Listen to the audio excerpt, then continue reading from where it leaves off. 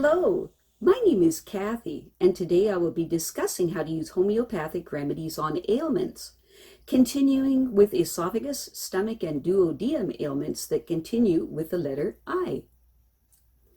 But before I do this, I wanted to let you know that because I have a great many videos now on many different topics, that I've decided to make several different video playlists so that it's easier to find the videos of greatest interest. So please check out my playlist page. Please refer to my How to Use Homeopathic Remedies video before using the material in this video. I'll be discussing how to use homeopathic remedies on specific ailments, but I've broken these ailments into categories for easier reference. I'll begin with ailments of the mind and emotions, then move on to ailments of the brain and nervous system, then I'll address issues with the skin, nails, hair, eyes, ears, nose, teeth, gums, lungs, respiration, heart, blood circulation, muscles, bones, joints, esophagus, stomach, duodenum, small and large intestines, liver, gallbladder, pancreas, kidney, bladder, then ailments specific to women and then specific to men, then issues surrounding the hormones and the metabolism, and after that I'll address the issues of homeopathic remedies on infections and infestations in the immune system. Then issues surrounding fertility and pregnancy and surrounding childbirth and postnatal problems. Then homeopathic remedies that address special problems in infants, ailments and diseases in childhood, and special issues of adolescence. And finally, special issues of the elderly. Constitutional treatment involves treating the totality of the individual person. Everyone is a unique individual with a unique physiology that responds to substances differently. In homeopathy, it is recognized that people react strongly to certain remedies, and as a result of this, they can be loosely placed into different categories called constitutional types. Homeopaths talk of, for example, phosphoric types. These are people who react strongly to phosphorus, or Arsenicum album types, those that react strongly to Arsenicum album. The belief is that people of one type share similarities in terms of body shape, character, and personality, and the sorts of diseases from which they suffer. As an example, Natrum-Muir people tend to be pear-shaped, have a dark complexion, be fastidious and rigid in personality, and keep themselves to themselves. And they also crave salt and suffer from constipation. As another example, Lycopodium types tend to be tall, gangly, and of a stooped appearance, with an anxious expression and a craving for sweets and a propensity to produce intestinal gas. Now, of course, constitutional types have their limitations, and in reality, each person is an individual, and so there are as many constitutional types as there are human beings, and an account must be taken of the sum total of the person's inherent predispositions, past illnesses, diet, general reactions to the environment, intellectual and emotional features, and general attitude towards life. This is what is meant by constitutional treatment. I'll be making detailed videos of the various constitutional types after I've completed the use of homeopathic remedies on ailments. The ideas, procedures, and suggestions in this video and all my homeopathic videos are not intended as a substitute for the medical advice of a trained health professional. Consult your physician before adopting the suggestions in this video. If you're pregnant, do not attempt these techniques without the approval of your physician.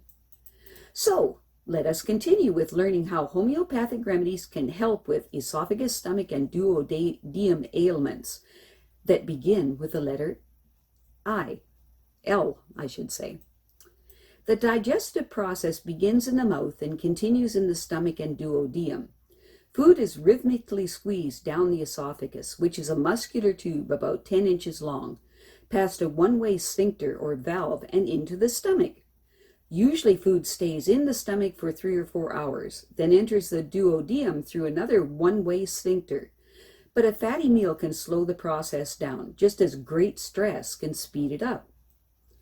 When we see or smell food or anticipate a good meal, the brain not only tells certain cells in the stomach lining to start secreting digestive chemicals, but also tells others to secrete the hormone gastrin, which sets full-scale production of digestive juices in motion.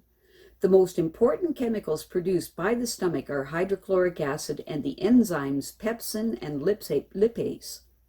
The acid produced by the stomach is sufficient strength to liquefy meat and to kill the bacteria in food, effectively protecting the rest of the digestive system from infection caused by putrefaction. It is also necessary for the absorption of calcium, iron, and other nutrients. Pepsin breaks down proteins into smaller units, and lipase has a similar effect on fats. Both enzymes require an acid environment. However, if the stomach did not also have millions of mucus-producing cells in its walls, it would start to digest itself. Ulcers are, in effect, areas where the mucus lining has been destroyed.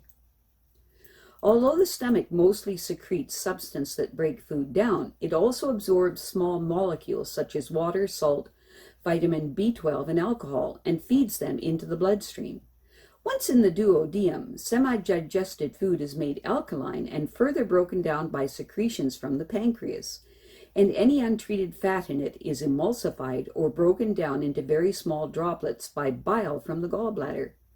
Both the pancreas and the gallbladder have ducts that open into the duodenum, and the flow of digestive juices through them is controlled by a series of hormones secreted as soon as food mixed with acid enters the duodenum. Indigestion. Indigestion is a blanket term for hiccups, belching, vague discomfort after eating, heartburn, chest pain, stomachache, acidity, and wind. The mechanisms of digestion, the automatic muscles contractions of the gut, and the secretions and flow of various digestive fluids, enzymes, and hormones can be upset by emotions such as anxiety, rage, fear, resentment, and impatience.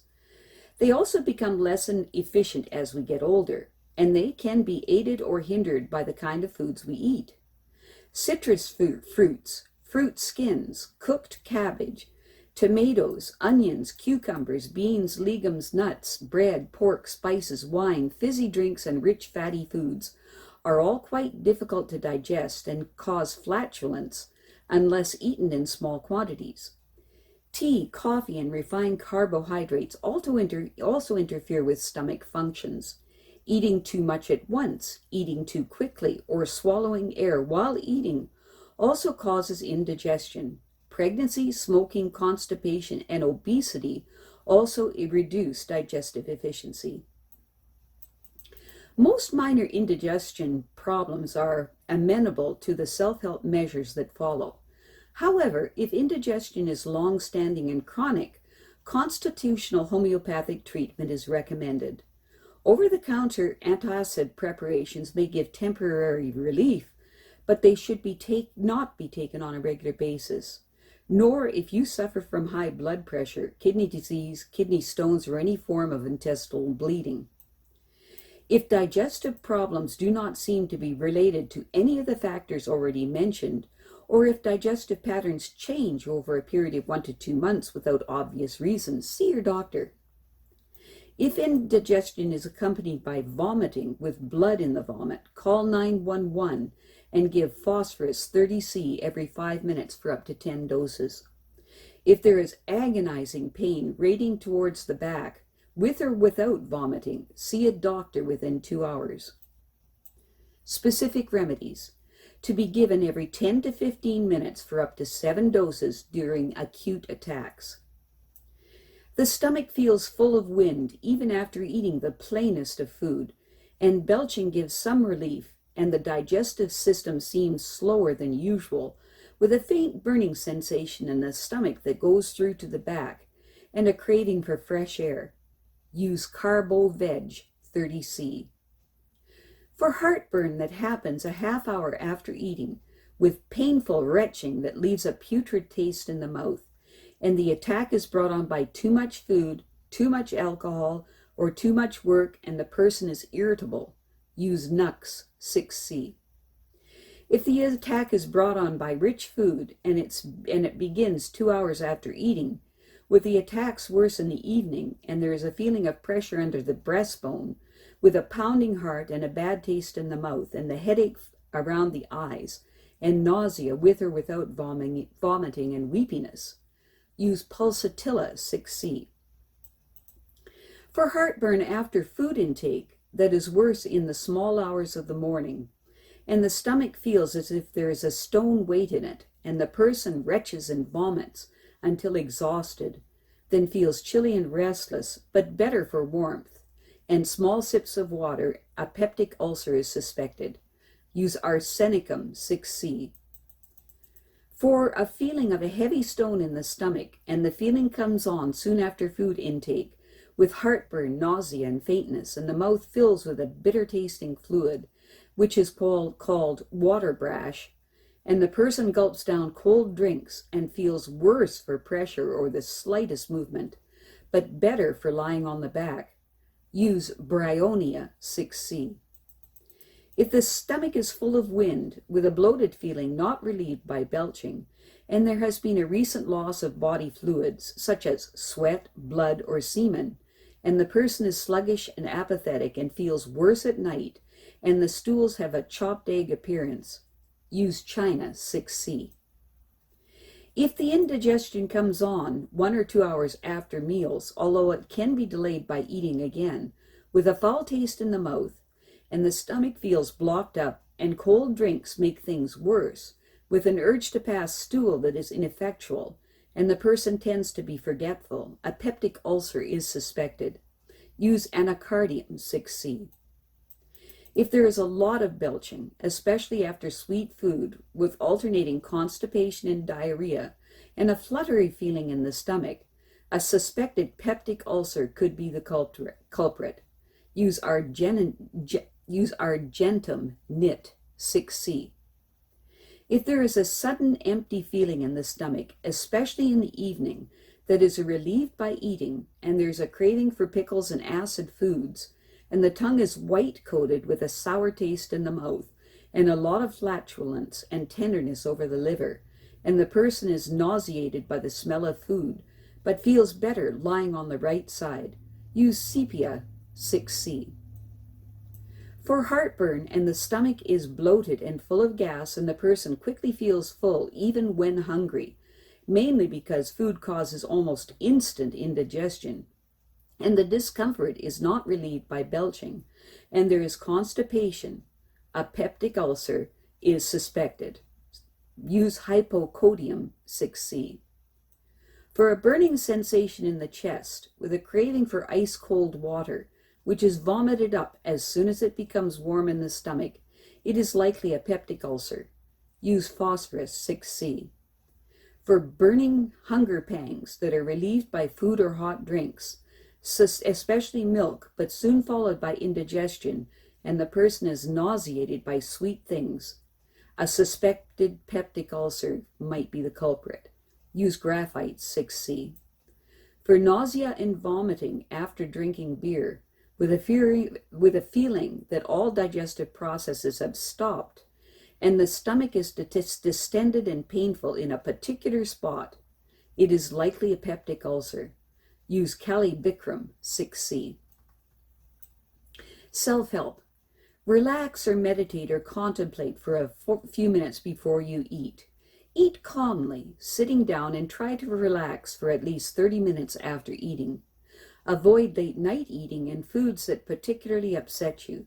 Reduce coffee, tea, and alcohol consumption, and try to stop smoking.